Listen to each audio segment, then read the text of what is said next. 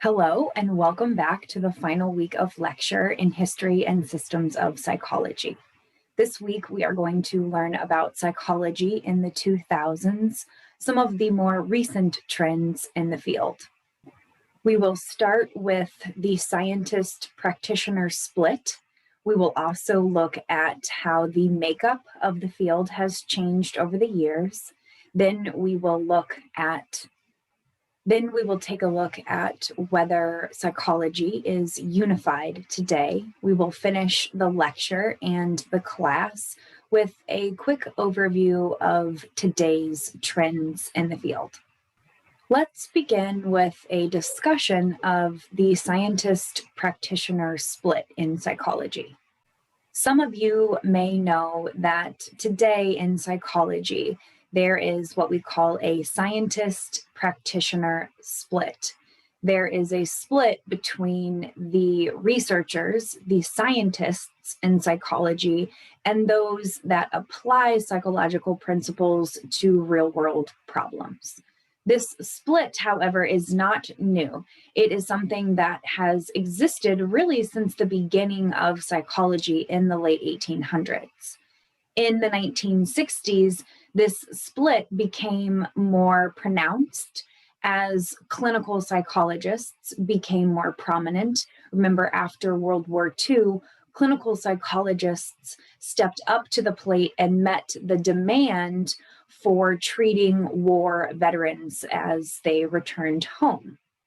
One of the reasons the split began to emerge was because scientists and practitioners have different goals, different interests, different values. These differences in ideology create conflict between the two groups. One of the other reasons this split emerged in the 1960s was because in 1962, for the first time in psychology's history, there were more practitioners than there were researchers. The academics, the scientists, were not happy about losing power, and they were not happy about the APA's renewed focus on the practitioner side of psychology. By the 1980s, psychology's scientists were fed up with the focus on the practitioner side of the field. APA's researchers asked that it be reorganized to suit their interests, but the request was denied. They were so concerned about the transition from science to application that they ended up creating their own organization in protest. In 1988, they created the American Psychological Society, APS, which still exists today. Unfortunately, this split still exists today. Despite this conflict, there is a lot of overlap between the science and the application sides of psychology. Many psychologists are both researchers and practitioners. Many of them are members of both the APS and the APA. The APA has made great strides in the last few decades to try to make its organization more focused on the science side in order to draw in researchers and keep them. The APA, for instance, offers a science doctorate, and its journals do tend to have a focus on research, not just on practitioner issues. Now let's take a look at the demographics of psychology, at the representation of gender and racial minorities, both in the past and today. Historically, members of minority groups faced several challenges when trying to pursue a career in psychology. Minority members were often thought to be inferior to the majority group. Anti-Semitism directed at Jewish professionals made it more difficult for them to find work. Stereotypes about women and Black psychologists also made it difficult for them to find and keep work. Minority members were also banned from many of the communication networks that made it possible for students to become prominent psychologists.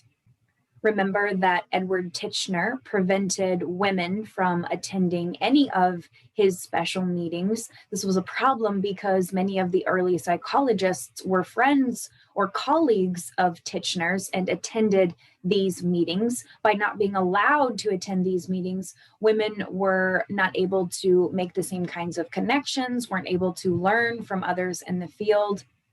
In 1968, Black psychologists banded together and created the Association of Black Psychologists as a way of opening the communication network to Black students and Black psychologists. Many of them were unable to secure full-time research-oriented teaching positions. If they were able to get a full-time job, it was often at a college established specifically for minority groups. To top it all off, minority members did not have the same resources. They did not have the same access to grants, to research labs, space, funding, equipment, and they often did not have graduate students to work with. Whether you're doing a survey or an experiment, it takes years, sometimes from start to finish. Graduate students can be a great help in that matter. Early female, Jewish, Black psychologists and professors did not have access to the same opportunities, to the same resources, which made it more difficult for them to succeed and to promote their work. Although minority members are not as represented today in psychology as we would like them to be, the APA has made several attempts over the years to create a climate that is more inclusive. For instance, in 1950, the APA passed a resolution that would prevent them from holding any of their important events, including its annual conference, in cities that practiced discrimination against minority groups. In 1968, several APA members were still not satisfied with the APA's efforts. They created the Association of Black Psychologists in the same year as a way of protesting the APA's lack of diversity and inclusivity. In the 1960s, 1970s, and 1980s, mostly because its members called for it, the APA created several subcommittees that were focused on increasing diversity and attracting minority members to the field. These subcommittees tried to better understand what it was like for minority members to join the field, to develop in their career, and to get jobs, to hold jobs, to publish. In 1974, the APA began to award financial aid to graduate students to help them pay for school. In the mid-1900s, we start to see the field of psychology diversify in all kinds of ways. We had multiple subdisciplines emerging. Remember, we've already talked about psychotherapy, behaviorism, humanistic psychology. We talked about clinical psychology, cognitive psychology, neuroscience, perceptual psychology, personality psychology. All of these different subdisciplines were beginning to emerge in the middle of the 1900s. Psychologists at the time had a variety of different interests. The research questions they asked were more diverse than ever. Their theories were diverse, everything from cognitive psychology to forensic psychology to school psychology. From our studies, we began to identify long lists of evidence-based strategies that we could use in different industries and different settings. And finally, the representation of gender, racial, and religious minorities was finally beginning to increase. We were finally beginning to see the numbers change in a more positive direction. But as you know from the previous slide, many psychologists were still not entirely happy with the field and where we were in terms of diversity and inclusivity. Let's take a look at where we are today in terms of gender and racial representation. It's a little bit more difficult to find the representation of religious minorities because it isn't a question we often ask people. Thankfully, in 2016, women were better represented in psychology than they have ever been. Nearly 3/4 of undergraduate and graduate students in psychology are women. Slightly less than 1/2 of working PhDs are women. That number has quadrupled in the last 100 years. This graph illustrates that last point on the previous slide. In 2016, 65% of American psychologists were women. This includes those with master's degrees, PhDs, those working part-time, those working full-time.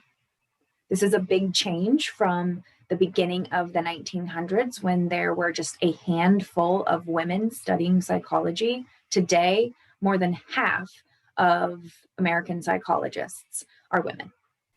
In 2016, racial minorities were still underrepresented. In 2010, one survey found that 23% of undergraduate psychology students in the United States were racial minorities. This number is up from an estimate in 1991 of 13%. In 2016, a study found that 16% of all psychologists in the United States were racial minorities. This number was also up from an estimate taken in 2007 at 9%. Here is an illustration of psychology's racial and ethnic composition. On the left, you see the breakdown for psychology. On the right, you see the breakdown for the entire country. You can see by comparing these two graphs that psychology's workforce is dominated by white psychologists. Only 61% of the US's workforce is white, identifies as white, but 84% of psychology's workforce identifies as white. Now let's consider a question that I don't have an answer for. Is psychology a unified field? In the early days of psychology, in the 1880s, 1890s, early 1900s, psychology approached unification. Early psychologists were trying to make a name for themselves. They were trying to separate themselves from philosophy and physiology. But several disagreements existed at the time. We had the psychoanalysts versus the behaviorists versus the Gestalt psychologists. All of these different ideas were competing with one another for top dog in the field of psychology. That disunification, that lack of unification, has persisted up until today. Relative to other fields, psychology is what some call an intellectual zoo. We have 54 different divisions within the APA. That means there are 54 subdisciplines, subfields of psychology. If you go to the APA's division website, you can see the long list of all the different options that you might choose. Each one of these subdisciplines is its own system with its own ideas, its own methods, its own considerations when conducting research or applying its principles. In addition to having all of these different subfields, we still have the conflict between scientists and practitioners. Between these two issues, many historians in psychology say psychology is not unified. Psychology does not have one identity. They suggest that psychology is not one discipline, but a collection of disciplines. They point to the notion that each subfield is unique, has its own ideas, principles, methods, techniques, people, history. Each subfield could have its own history and systems of psychology course assigned to it. There is enough material within each subdiscipline that I could create 16 weeks worth of lecture for each one. Plus, the standard definition of psychology does not always fit the work. What a clinical psychologist does is very different from what a forensic psychologist or an IO psychologist does. And finally, although most psychologists are trained in and work in psychology departments, there are some psychologists who do not work in a traditional psychology department. For instance, many IO psychologists end up teaching in business schools within the management department. For all of these reasons, the history of division, the scientist-practitioner split, the idea that subdisciplines are different, the overarching definition doesn't always fit, some psychologists don't work in psychology departments. For all of these reasons, some historians suggest that instead of calling it psychology, we should call it psychologies, plural. Others suggest psychological studies might be more appropriate. For more than 100 years, we've called ourselves psychology. How easy is it going to be for us to change that name to something like psychologies or psychological studies? Now, just because it's going to be difficult doesn't mean we shouldn't do it, but it is something from a psychological perspective we have to think about. When you change the name of something, it's difficult for people to jump on board with that change, and that change really needs to make sense. It needs to be purposeful, strategic. I'm not sure, I'm not convinced yet that changing the name of the field is the way to go. If we were going to separate psychology into multiple subdisciplines and give them each their own identity separate from psychology, what might be some of those areas? Here I have an illustration of the 5 pillars of psychology. Now, sometimes you'll see 4, sometimes you'll see 6, but these are the 5 main areas of psychology. Your favorite area probably fits into one of these 5. Biological psychology includes things like neuroscience, sensation and perception. Cognitive psychology includes the study of intelligence, memory, perception. So we do see some overlap there between biology and cognition. Biology focuses more on how the body makes it happen, whereas cognitive psychology focuses a little bit more on the experience of that process, of that activity. Developmental psychology focuses on how we change over time, how we learn, how we develop from infancy to older adulthood. Social and personality psychology are focused on those uniquely human experiences, emotion, motivation, personality, many of the things that you are all interested in. And then finally, we have mental and physical health. So clinical psychology, counseling psychology, school psychology might fit under there, abnormal psychology. These pillars that you see in front of you are missing some of our favorite subdisciplines like IO psychology, forensic psychology. School psychology isn't on here. It doesn't fit in one category. It fits in several different categories. This is yet another reason why we sometimes face an identity crisis in psychology. There's just so much information there. There's so many different topics to cover that do we split up into different groups or we just try to stay a unified group who studies all different kinds of things. In the final section of this lecture, I want to cover just briefly some of the trends in psychology today. You know more about the scientist-practitioner split, you know more about gender and racial representation in the field, and you know more about unification or the lack thereof. Now I want to talk a little bit about some of the more recent trends in psychology. Early psychologists were interested in physiology. Today's psychologists are interested in a variety of topics. The relationship between the brain and behavior is studied by neuroscientists, cognitive psychologists, perceptual psychologists. They also have a renewed interest in evolution, with a focus more on the nature side of the argument. Behavioral geneticists and evolutionary psychologists typically study these ideas.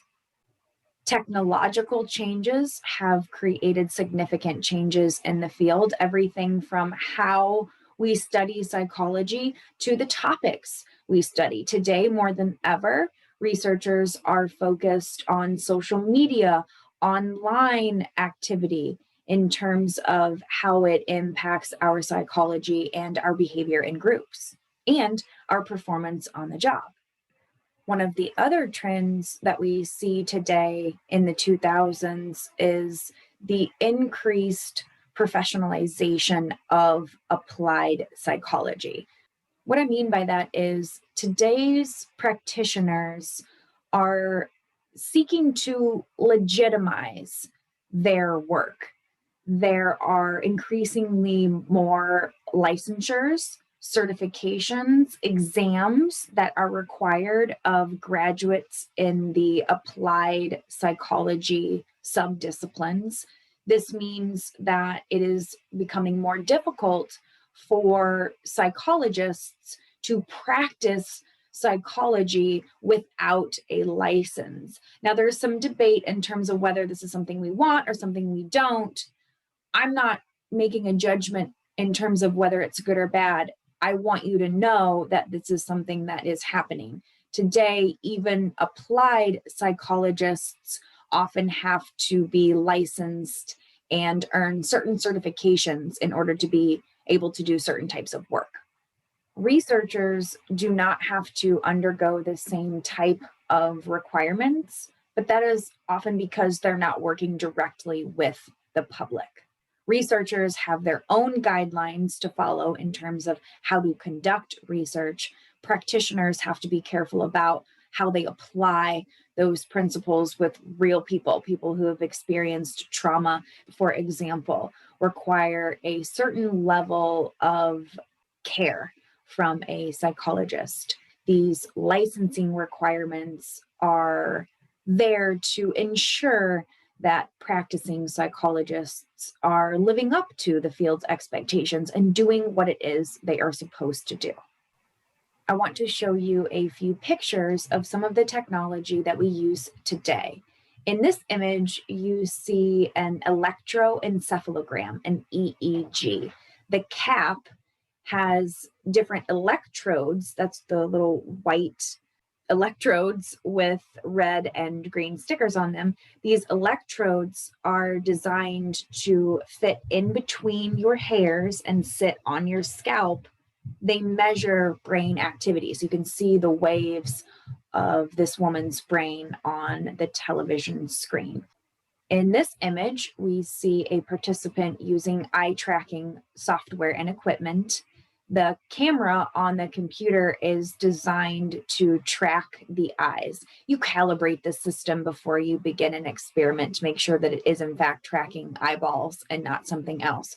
But this type of software allows us to track and measure for how long you look at different images. If you are a marketing major, for instance, you might create a label for a product. You might be interested in what do people look at first? What do people spend the most time looking at? Do they even read the ingredients on the back of the product? eye tracking software equipment would help someone who is interested in those types of research questions, would help that person identify what part of the label does someone look at first and for how long do they look at it. Much of the time when we hear the word technology, we think of some cool new gadget. Technology can also be a new process, a new way of doing something. In this image, we see an example of a focus group. The researcher is on the left in the foreground. The participants are in the background, sitting around the table. They are completing some type of task in a group situation. The researcher is filming them so they can go back and observe the film, but also observing in real time, taking notes of what they're observing. Focus groups are used in many different subfields. In IO psychology, we might use a focus group to help us come up with a new rewards and recognition program. We would bring in employees. We would find out what types of rewards they want, the different values they place on rewards, the different tasks that should be rewarded, etc. We would get their feedback about the new program before we implement it to make sure that it fits their needs as well as managers and the organization's needs. One of the other trends in psychology today is that the field is still exploding. Every year, more and more students sign up to become psychology majors. Both the APA and the APS continue to grow. Their numbers increase each year. The APA's membership surpassed 100,000 just a few years ago. Psychology is one of the most popular majors in colleges and universities. New graduate programs emerge every single year, especially in those subdisciplines that lack programs. For instance, in forensic psychology, there are only a handful of programs across the country. Look to see more of these programs emerge over the years, as opposed to clinical psychology, where we have already hundreds of different graduate programs on the planet. And finally, applications to graduate school often outnumber the available spots. At SIUE, in our graduate programs, we have anywhere from 10 to 20 spots open per program. The schools may receive 100, 200, 300 applications for those 10 to 20 spots. If you are a psychology major and you want to do something with psychology in your career, you probably, not always, you probably need to go to graduate school in order to learn that thing that you're hoping to do. It's very difficult to make a career out of psychology with just a bachelor's degree. I want to share that with you, not to discourage you, not to scare you, but so that you can be informed as you move forward in your studies. If you are interested in pursuing a career in psychology, here is some information that you might find useful. We have in the top row the job itself. Then we have the main duties of that job. We have the education that is required. And then at the very bottom, in the last row, you see the average salary. The salary information is several years old, but fairly close to the average pay today. Look at the education row. For most of these roles, you're going to need at least a master's degree. A doctorate is preferred. In the image, it says optional, but I can tell you that a PhD is generally preferred. When you have a PhD, what that tells the rest of the psychology world is that you have spent many years focused on research. You can research if you have a PhD. That is the value of the PhD. Not only are you a practitioner in your field, but you also know how to research. You know how to think critically. You know how to read research. You know how to understand the newest, hottest trends in the field and then apply them to your work. You can also see that the salary of each one of these roles often matches the educational requirements. The more education that is required, the more that individual will likely earn on the job. Psychiatry is different from psychology. If you want to be a psychiatrist, you will have to go to med school. You can make $200,000 a year, but you will spend at least 4 years in med school plus another 4 to 6 doing your residency post med school. If you want to become a forensic psychologist, a professor of psychology, a sports psychologist, you will likely need a PhD, and then your salary will match those educational requirements. The point is, in the field of psychology, graduate degrees pay. An undergraduate degree in psychology won't be enough to get you into one of these roles. For those of you who are nervous or apprehensive about going to graduate school, you can do it, no problem. Congratulations, you just finished the final lecture in Psych 409, History and Systems of Psychology. Thank you for joining me this semester. I love this topic. I find the history of psychology to be extremely interesting, lots of good information, not just for psychology majors, but for everyone who is interested in learning a little bit more about how the world as we know it today came to be. I hope that you enjoyed your time with me this semester. Tell your friends, tell your classmates, tell your colleagues about this class. I hope to see them sometime in the future as well. Best wishes as you move forward in your education and in your career. Feel free to reach out to me in the future if you have any questions about psychology's history, about SIUE's psychology program, about going to graduate school, which I hope you will consider. Good luck during finals week, and I hope you enjoy your break.